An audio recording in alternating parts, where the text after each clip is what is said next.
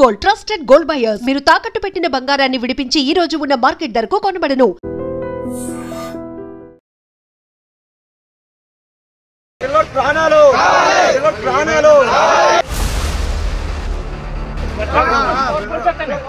మేము రాబోతున్నా నువ్వు ఉన్నావా లేదా చెప్పు. బాబుకు ఒంటి మీద బట్టలు లేవండి. నేను యజమాని కూడా ఇద్దరు ముగ్గురు గుడిసేదాన్ని. అనకాపల్లిలో విషాదకర ఘటన జరిగింది. మునగపాక మండలం తిమ్మరాజుపేటలోని డావిన్సీ ఇంటర్నేషనల్ స్కూల్లో చదువుతున్న 1వ తరగతి విద్యార్థి మోక్షిత్ స్కూల్ ప్రెమిసెస్లో ఉన్నటువంటి స్విమ్మింగ్ పూల్లో పడి మృతి చెందినటువంటి ఘటన చాలా బాధాకరం. దీంతో ఒక్కసారిగా కుటుంబ సభ్యులు, బంధువులు ఊరంతా ఏకమై స్కూల్ దగ్గరికి వెళ్లి ఆందోళన కొనసాగిస్తున్నారు. నిన్న సాయంత్రం ఇంటికి రావాల్సినటువంటి తన బిడ్డ ఇంకా రాలేదని స్కూల్ బస్ ఎప్పుడొస్తుందా అని ఎదురు చూస్తున్నటువంటి ఆ తల్లికి ఇంకా తన బిడ్డ రాలేదు అని చెప్పి ఒక్కసారిగా ఆందోళనకు గురైంది. స్కూల్కి కాల్ చేస్తే ఎలాంటి ఇన్ఫర్మేషన్ లేదు. ఆ తర్వాత వెళ్ళి చూసేటప్పటికి స్కూల్లో ఉన్నటువంటి స్విమ్మింగ్ పూల్లో పడి ఆ చిన్నారి మృతి చెందినటువంటి దృశ్యాలు ప్రతి ఒక్కరిని తీవ్రంగా కలిచివేశాయి. దీంతో కేవలం స్కూల్ యాజమాన్యం నిర్లక్ష్యం వల్లే తన బిడ్డ చనిపోయాడు అంటూ ఆ తల్లి గగ్గోలు పెడుతోంది. బంధువులంతా కూడా ఏకమై ఆందోళన కొనసాగించారు. పోలీసులు మరోవైపు అక్కడ పహారా కాసి ఎటువంటి ఉధృత పరిస్థితులు లేకుండా వారిని వారించే ప్రయత్నం చేశారు. అయితే కేవలం 1వ తరగతి చదువుతున్నటువంటి ఒక విద్యార్థి ఎక్కడికి వెళ్ళాడు, ఇంటికి స్కూల్కి వచ్చినటువంటి పిల్లలు మళ్ళీ ఇంటికి జాగ్రత్తగా పంపించాల్సినటువంటి బాధ్యత ఉన్నటువంటి యాజమాన్యం నిర్లక్ష్యం వల్లే తన బిడ్డ చనిపోయాడు అంటూ కుటుంబ సభ్యులంతా కూడా ఆందోళన కొనసాగిస్తున్నారు. తమకు న్యాయం చేయాలని పెద్ద ఎత్తున డిమాండ్ చేస్తున్నారు. ఆ తల్లికి ఆ బిడ్డను తీసుకురాగలరా అంటూ నిలదీసినటువంటి దృశ్యాలు కూడా ప్రతి ఒక్కరిని తీవ్రంగా కలవరపాటుకు గురి చేస్తున్నాయని చెప్పాలి. ఒక్కసారి మనం గమనిస్తే గతంలో కూడా పిల్లలు ఆడుకుంటూ స్విమ్మింగ్ పూల్ల దగ్గరికి వెళ్ళటం, అక్కడ వాళ్ళు లోతు గమనించక ఆ పూల్లోనే మునిగిపోయి ప్రాణాలు కోల్పోయిన ఘటనలు కూడా అనేకం చూసాం. ఇది ఇంటర్నేషనల్ స్కూల్ అంటే స్టాండర్డ్స్ కూడా ఆ రేంజ్లోనే ఉండాలి. ఎక్కడికక్కడే భద్రత ఉండాలి. కానీ భద్రతా వైఫల్యం కొట్టొచ్చినట్లు కనపడుతోంది అని చెప్పడానికి ఈ చిన్నారి మృతి చెందిన ఘటన కూడా ఒక ఉదాహరణ అని చెప్పాలి. అయితే ఒక్కసారిగా కుటుంబ సభ్యులు, బంధువుల ఆందోళనతో యాజమాన్యం దిగొచ్చింది. క్షమాపణలు కోరుతూనే మీ బిడ్డనైతే తీసుకురాలేం కానీ మీకు ఏ రకమైన న్యాయం కావాలి అని వాళ్ళు అడుగుతున్నప్పటికీ ఎవరైతే ఊరు పెద్దలు ఉంటారో స్కూల్కి చదువుకోవడానికి ఒక మంచి ఫ్యూచర్ ఇవ్వడానికి పంపిస్తే ఆఖరికి క్షమాపణలు చెప్పి వదిలేయాలి అనే ఆలోచన ఎలా వస్తుంది మీకు అంటూ కూడా నిలదీసినటువంటి పరిస్థితులు ఉన్నాయి. మరొక వైపు మృతి చెందినటువంటి మోక్షిత్ తండ్రి ఆర్మీలో పనిచేస్తున్నట్టు కూడా తెలుస్తుంది. ఆయన కూడా తన బిడ్డను కడసారి చూసుకునేందుకు బయలుదేరి రావటం కూడా జరుగుతోంది. ఏది ఏమైనప్పటికీ కూడా ఒక స్కూల్ యాజమాన్యం నిర్లక్ష్యం వల్ల తన బిడ్డను కోల్పోయినటువంటి ఆ తల్లిని ఓదార్చడం ఎవరి తరం కావటం లేదు.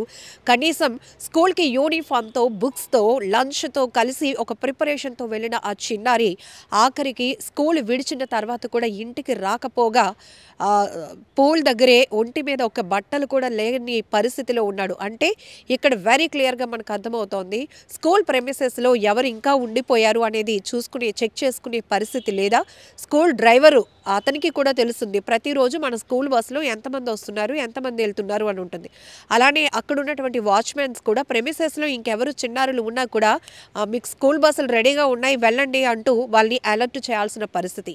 ఈవెన్ ఈ అబ్బాయి ఎప్పుడు స్విమ్మింగ్ పూల్లోకి దిగాడో తెలీదు. బట్టలు అక్కడే పూల్ బయటనే ఉన్నాయి. ఆ బాబు మాత్రం ఒంటి మీద బట్టలు లేకుండా పూల్లోనికి వెళ్ళినటువంటి పరిస్థితి. ఎందుకు అంటే ఆ మృతదేహం పైన కూడా ఒక చిన్నపాటి డ్రెస్ కూడా లేకపోవడం వల్ల ఆ తల్లి కూడా అలానే పట్టుకుంటూ ఆ బిడ్డని హత్తుకుంటూ ఏడుస్తున్నటువంటి, బోరును వెలిపిస్తున్నటువంటి తీరు ప్రతి ఒక్కరి మనసుల్ని కలిచివేస్తుందని చెప్పాలి.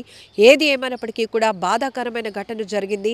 జాగ్రత్తగా ఉండాల్సినటువంటి అవసరం ఉంది. ప్రైవేట్ స్కూల్ వరకు వస్తే గనక స్కూల్ ఫీజులు ఆ మాత్రం లేట్ అయితే చాలు, మీ పేరెంట్స్ని రమ్మనండి అని చెప్పేసి సైన్ల మీద సైన్లు చేస్తారు. లేదంటే హోంవర్క్ ఇచ్చిన హోంవర్క్ చేయలేదని చెప్పి పిల్లల్ని పనిష్మెంట్ చేస్తారు. ఇవన్నీ క్రమశిక్షణ కింద వచ్చినప్పుడు స్కూల్ ఆవరణలో పిల్లలు ఎలా ఉంటున్నారు, ఎక్కడికి వెళ్తున్నారు, మీరు స్విమ్మింగ్ పూల్ కూడా మెయింటైన్ చేస్తున్నారు. ఇంటర్నేషనల్ స్కూల్ కాబట్టి ఆ మాత్రం స్టాండర్డ్స్తో మీరు మెయింటైన్ చేస్తున్నప్పుడు భద్రత ఎక్కడిది?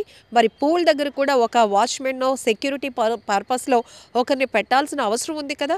ఇష్టం వచ్చినట్టు పిల్లలు అలా సరదాగా వెళ్ళిపోతే వాళ్ళు ఇంకా అందులో పడి మునిగిపోయి చనిపోవడమేనా? ఇంకా అక్కడ ఎవరు చూసుకునే బాధ్యతకి ఎవరిని, ఒక మనిషిని పెట్టాల్సినటువంటి బాధ్యత కూడా యాజమాన్యానికి లేదా? ఇవన్నీ కూడా అనేక రకాల ప్రశ్నలు. పూల్ ఉండొచ్చు, ఎందుకంటే కొన్ని స్కూల్స్లో అనేక రకాల యాక్టివిటీస్ కూడా చాలా వాళ్ళ ప్రెమిసెస్లోనే ఉండాలి. పిల్లలకి హై స్టాండర్డ్ విద్యతో పాటు ఎక్స్ట్రా కరిక్యులర్ యాక్టివిటీస్ కూడా ఏర్పాటు చేయాలి. ఆ రకంగా విద్యార్థుల్ని తల్లిదండ్రులు ఆకట్టుకునేవాలి అనే ఉద్దేశంతో చాలా స్కూల్ మేనేజ్మెంట్లు ఈ రకమైన ఏర్పాట్లు చేస్తాయి. చాలా విశాలమైన ప్లే గ్రౌండ్స్ కావచ్చు, స్విమ్మింగ్ పూల్స్ కావచ్చు, లేకపోతే ఇట్లా అనేక రకాల యాక్టివిటీస్కి, స్పోర్ట్స్కి సంబంధించిన ప్లే గ్రౌండ్ కావచ్చు, ఇవన్నీ కూడా. సో అలాంటివి ఏర్పాటు చేసినప్పుడు భద్రత కూడా ఆ స్థాయిలోనే ఏర్పాటు చేయాలి. లేదంటే ఇదిగో ఇక్కడ ఒక బిడ్డ ప్రాణాన్ని తీసినటువంటి యాజమాన్యం నిర్లక్ష్యం కొట్టొచ్చినట్టు కనపడుతోంది. ఏది ఏమైనప్పటికీ కూడా ఒక్కసారిగా స్కూల్ ఆవరణలో జరిగిన ఈ విషాదకర ఘటన ఆ తల్లి జీర్ణించుకోలేకపోతుంది. తన బిడ్డను తనకు తెచ్చివ్వండి, నాకు తెలియదు అంటూ ఆ తల్లి రోధిస్తున్నటువంటి తీరు కూడా ప్రతి ఒక్కరి కంట కన్నీళ్లు తెప్పిస్తోంది. అది ఉదయం స్కూల్ పంపించారు సార్, మధ్యాహ్నం స్కూల్ లంచ్ చేస్తారు సార్. లంచ్ చేసిన తర్వాత సాయంత్రం మనకు బాబు బస్సులో వచ్చేస్తాడండి. బస్సులో వచ్చేస్తే మన దగ్గర రోడ్ ఒకటి ఉండదు.